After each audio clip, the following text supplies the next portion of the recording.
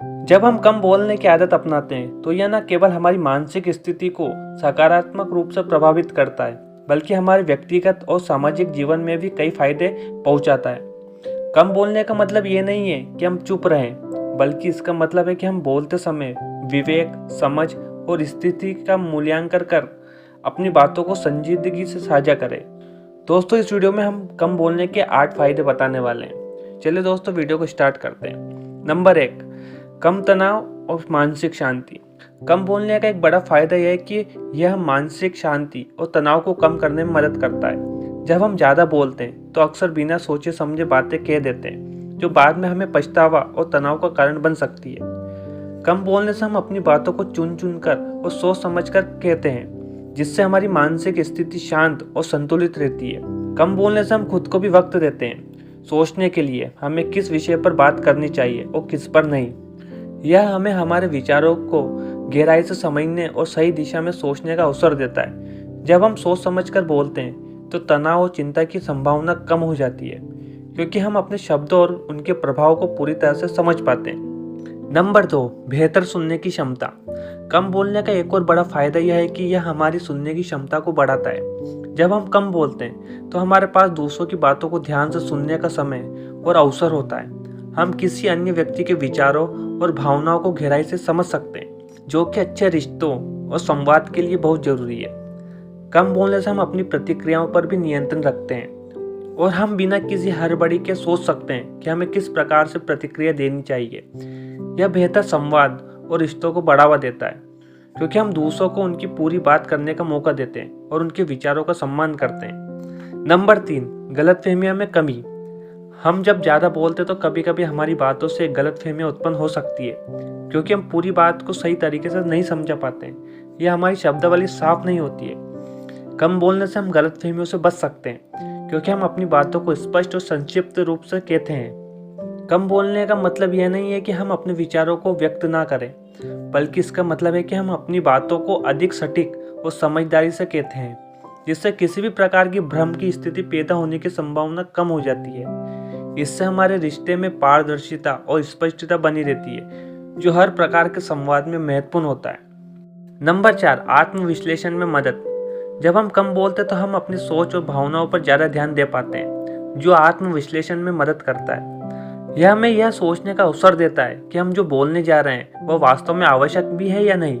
कम बोलने से हम अपनी मानसिक स्थिति और परिस्थिति का बेहतर मूल्यांकन कर पाते हैं और फिर सही समय पर सही बात करते हैं। आत्मविश्लेषण से हमें अपनी ताकतों और कमजोरियों का पता चलता है और हम अपनी सोच को बेहतर दिशा में मोड़ सकते हैं। इसके परिणाम स्वरूप हम और अधिक समझदार और परिपक्व निर्णय लेने में सक्षम होते हैं। कम बोलने से हमें खुद को जानने का अवसर मिलता है, जिससे हमारी व्यक्तिगत वृद्धि में मदद मिलती है। नंबर 5, शांति और संतुलन बनाए रखना। कम बोलने से शांति और संतुलन बनाए रखने में मदद मिलती है। जब हम कम बोलते हैं तो हम हर परिस्थिति का सही मूल्यांकन कर सकते हैं और अधिक संयमित और संतुलित प्रतिक्रिया दे सकते हैं। यह विशेष रूप से तनावपूर्ण स्थितियों या विवादों में मददगार साबित होता है। अगर हम अधिक बोलते हैं तो कभी कभी हमारी प्रतिक्रिया भावनाओं से प्रभावित हो सकती है, इससे परिस्थितियां और बिगड़ सकती है। कम बोलने से हम अपनी प्रतिक्रियाओं पर पूरा नियंत्रण रख सकते हैं और अधिक समझदारी से स्थिति को संभाल सकते हैं, जिससे विवादों और तनावपूर्ण परिस्थितियों से बचा जा सकता है। नंबर 6, समाज में प्रभाव। कम बोलने से हम अपने सामाजिक परिदृश्य में अधिक प्रभावी बन सकते हैं। जब हम ज़्यादा नहीं बोलते तो लोग हमारी बातों का अधिक सम्मान करते हैं और हमें गंभीरता से सुनते हैं। जब कोई व्यक्ति कम बोलता है तो उसकी बातें अधिक मूल्यवान मानी जाती है, क्योंकि वह केवल महत्वपूर्ण और आवश्यक बातें ही कहता है। यह तरीका हमें अपने विचारों और दृष्टिकोण को प्रभावी तरीके से प्रस्तुत करने में मदद करता है। जब हम कम बोलते हैं तो हमारी हर बात पर ध्यान दिया जाता है और हमारी बातों में वजन और प्रभाव होता है। इससे हमें सम्मान प्राप्त होता है और हम एक सोच समझ वाले व्यक्ति के रूप में पहचाने जाते हैं। नंबर 7, भटकाव से बचाव। कम बोलने से हम भटकाव से बच सकते हैं। अगर हम हर समय बात करते हैं तो हम अक्सर खुद को अनावश्यक विचारों और चर्चाओं में फंसा हुआ पाते हैं। इससे हमारी ऊर्जा और समय की बर्बादी होती है। कम बोलने से हम अपनी ऊर्जा को उन चीज़ों पर केंद्रित कर सकते हैं जो वाकई में महत्वपूर्ण है और हमारे लक्ष्यों को प्राप्त करने में मदद करती है। कम बोलने की आदत हमें बेहतर समय प्रबंधन और प्राथमिकताओं का मूल्यांकन करने में मदद करती है। इससे हम अपनी विचारधारा को सही दिशा में बनाए रखते हैं और अनावश्यक चर्चाओं या विचारों से बच सकते हैं जो हमें हमारे उद्देश्यों से भटका सकते हैं। नंबर 8, विश्वसनीयता में वृद्धि। कम बोलने से हमारी विश्वसनीयता में भी वृद्धि होती है। जब हम बहुत बोलते हैं तो कभी कभी हम अपनी बातों का प्रभाव खो सकते हैं और लोग हमारे शब्दों को हल्के में ले सकते हैं। लेकिन जब हम कम बोलते हैं तो हमारी बातों पर अधिक ध्यान दिया जाता है और लोग हमें गंभीरता से सुनते हैं। यह हमें एक विश्वसनीय और प्रभावशाली व्यक्ति के रूप में प्रस्तुत करता है।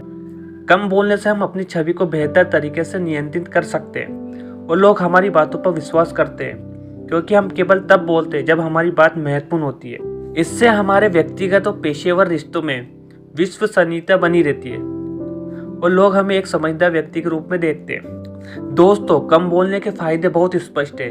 यह न केवल मानसिक और शारीरिक शांति का कारण बनता है, बल्कि हमारे सामाजिक, पेशेवर और व्यक्तिगत जीवन को भी सकारात्मक रूप से प्रभावित करता है। कम बोलने से हम अपने शब्द को, विचार को सही तरीके से व्यक्त कर सकते हैं, जो हमें प्रभावी, विश्वसनीय और समझदार व्यक्ति के रूप में प्रस्तुत करता है। दोस्तों, ये रहे कम बोलने के 8 तरीके। मैं उम्मीद करता हूँ आपको ये वीडियो अच्छा लगा होगा। वीडियो अच्छा लगा है तो अपने दोस्तों के साथ जरूर शेयर करें। साथ ही चैनल पर नए हैं तो चैनल को सब्सक्राइब करना ना भूलें। धन्यवाद।